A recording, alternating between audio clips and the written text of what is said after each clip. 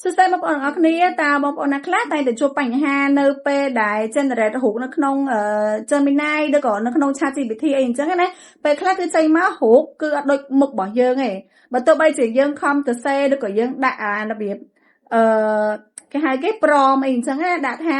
ឲ្យ real face ឲ្យដូចរូបយើងក៏ដោយតែនៅតែអត់ដូចទេត្រូវអត់អញ្ចឹងអាហ្នឹងខ្ញុំចង់មកប្រាប់បងប្អូនពីវិធីនៅក្នុងការកែរូបរបស់យើងណានៅពេលដែលបងប្អូន generate រូបនៅក្នុង Gemini ឬក៏ ChatGPT ដែលចេញមកមុខអត់ដូចយើងទេតើបងប្អូននឹងទៅកែរបៀបម៉េចដើម្បីឲ្យមុខហ្នឹងគឺដូចយើង 100% ហ្មងអញ្ចឹងណាបងប្អូនតោះអញ្ចឹងបើចង់ដឹងពីវិធីនៅក្នុងការ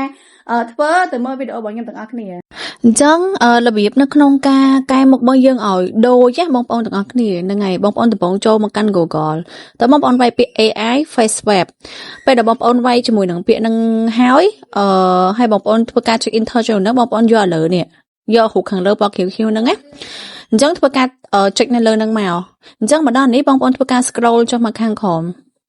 អូខេ scroll ចុះមកខាងក្រោមហើយធ្វើការ add ជាមួយនឹងរូបថតចូលអញ្ចឹងសម្រាប់នៅខាងឆ្វេងដៃនេះបងប្អូនដាក់ជាមួយនឹងរូបថតដែលបងប្អូនបាន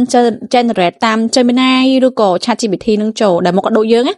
នៅខាងស្ដាំបងប្អូន upload ជាមួយនឹងរូបមុខរបស់យើងចូលយកមុខរៀងចិត្តតិចមកបងប្អូនកុំយកឆ្ងាយពេកណាបន្ទាប់មកបងប្អូនគ្រាន់តែចុចពាក្យ start face ping ហ្នឹងហើយបងប្អូនធ្វើការចុចលើហ្នឹងទៅហើយចាំឲ្យវា upload ពេញទៅបងប្អូននឹងទទួលបានអារូបដែលបងប្អូន generate ពី Gemini ឬក៏ ChatGPT ហ្នឹងនឹងមុខដូចរបស់យើងហ្មងពេលដែលវា upload ឲ្យបងប្អូនធ្វើការចុចសញ្ញាព្រួនដើម្បី download រូបមកនេះបងប្អូនឃើញអត់អញ្ចឹងរូបនេះ